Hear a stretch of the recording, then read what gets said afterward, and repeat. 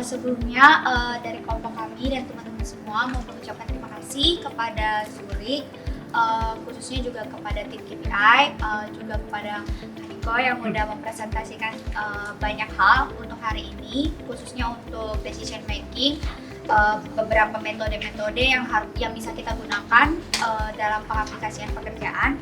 Nah, untuk dari kelompok kami ada 3 hal yang menurut kami sangat penting yang kami dapatkan pada hari ini. Yang pertama itu setiap keputusan yang kompleks itu sebenarnya bisa didapatkan dari ide-ide sederhana yang didapatkan juga hasil dari berpikir ataupun berdiskusi dengan beberapa orang gitu. Nah, kalau untuk yang kedua itu salah satu contoh tadi yang seseorang yang tangannya putus. Nah, kalau dari aku waktu pertama kali ngeliat itu langsung ya nyalain manajemennya atau nyalahin mungkin si orang yang nggak ikutin SOP, tapi ternyata dengan metode 5 Whys tadi bisa didapatkan kalau misalnya penyelesaian masalahnya itu sederhana, yaitu cuman nyediain meja untuk si karyawannya itu. Nah, dari situ bisa ditangkap bahwa seringkali ketika menghadapi suatu masalah kita itu sangat terfokus dalam masalahnya, tapi kita nggak identifikasi dulu root cause-nya atau identifikasi dulu sebenarnya masalahnya kenapa sih, emangnya sekompleks itu penyelesaiannya sampai akhirnya efeknya sebesar itu, seperti itu.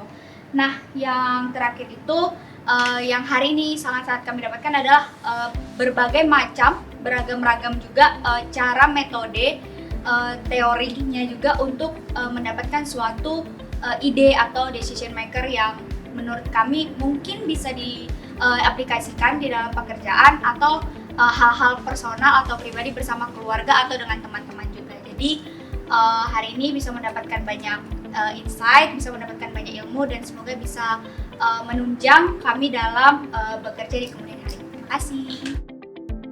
Oke, sebelumnya thanks to Zuri Indonesia, thanks to tim HR yang sudah mengadakan learning ini. Kemudian kepada tim KPI yang sudah datang untuk training kita. Saya Diki dari Bank Assurance. Mungkin saya akan mewakili kelompok saya, akan menyampaikan apa yang kita dapat di hari ini. Mungkin yang pertama adalah how to solve the problem. Jadi bagaimana kita mengimplementasikan untuk dalam pemecahan masalah menggunakan metode serta kerangka berpikir yang mungkin dimana kita sebelumnya hanya fokus kepada masalah dan mencari problem, tapi kita di sini belajar untuk menyusun kerangka berpikir, jadi kita bisa tahu problemnya apa dan solusinya apa yang tepat. Kemudian different thinking style itu menurut kelompok kita yang kita dapat hari ini.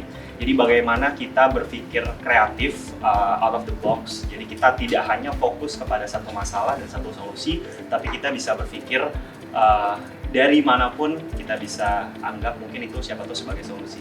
Kemudian yang ketiga adalah critical. Kita dituntut untuk mencari informasi lebih dalam terhadap problem itu. Jadi kita tidak hanya berfokus kepada satu, tapi kita cari informasi yang lebih.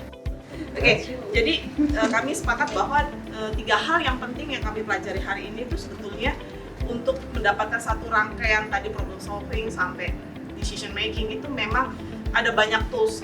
Tetapi tools itu bukan berarti harus melulu dipakai dengan satu kondisi yang sama, karena setiap kondisi memiliki situasi yang berbeda dan itu bisa di-combine gitu ya.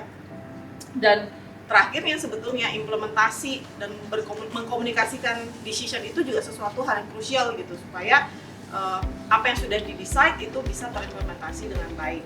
Nah, di dalam prosesnya untuk yang kedua tadi yang membuat kami cukup dimelekin lagi gitu ya, itu lebih kepada ketika kita membuat keputusan kita harus membuang bias gitu, karena itu menjadi another problem ketika kita membuat keputusan dan ada banyak bias di dalam keputusan-keputusan kita. Itu yang kedua. Lalu yang ketiga, saya rasa ini juga berlaku untuk semua ya, ketika kita punya banyak problem dan cukup banyak gitu ya, mungkin memang pausing atau disconnecting itu kadang-kadang memang perlu dilakukan supaya kita bisa reinforce lagi, kita punya pemikiran, kita bisa lebih calm untuk mengambil sebuah keputusan yang bukan baik atau buruk, tapi benar atau salah. Jadi seperti itu kira-kira. Di sini poin-poin terpenting yang kami dapat pada hari ini, tentunya yang pertama kita belajar bagaimana cara memecahkan masalah, mulai dari mengidentifikasi masalah, mengenerate solutionnya, mengimplementasikan, kemudian sampai dengan pengambilan keputusan. Dan ini dilakukan dengan berbagai macam teknik yang kita temukan pada hari ini, sehingga membuka wawasan kita yang sebelumnya kita dalam melakukan proses pencarian masalah tentunya secara individual, tapi di sini kita kerjakan secara bersama-sama melalui brainstorming, brainwriting, dan hal-hal yang tentunya sangat sangat metode di dalam training hari ini. Saya kira demikian. Terima kasih. Training hari ini kita menemukan banyak insight sebenarnya. Jadi mungkin problem solving sama decision making itu adalah hal yang sehari-hari kita temui pada bekerja gitu ya. Tetapi ternyata untuk mendapatkan menyelesaikan problem solving dan mendapatkan decision yang baik gitu ya, itu sebenarnya kita bisa melakukannya secara struktural gitu. Pertama dari design thinkingnya, bagaimana kita untuk mendapatkan informasi segala macam gitu ya, itu kita juga harus deep dive, seberapa jauh kita harus deep dive gitu. Terus kemudian kita harus mendapatkan apa sih sebenarnya root cause-nya yang akhirnya kita bisa menjadi lebih firm decision apa yang akan kita pakai di situ gitu.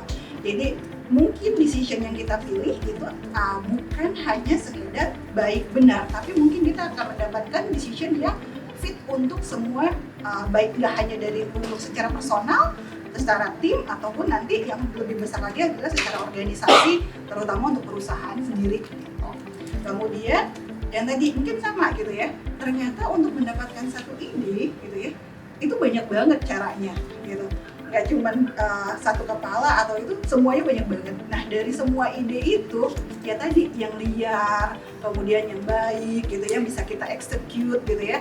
Dari situ kita bisa melihat, oh iya ya, dengan ide yang seperti ini mungkin ini lebih baik untuk diimplement gitu ya. Karena tidak semua tim, tidak semua orang mungkin bisa langsung execute untuk dan mengimplement terkait dengan ide yang sudah diberikan.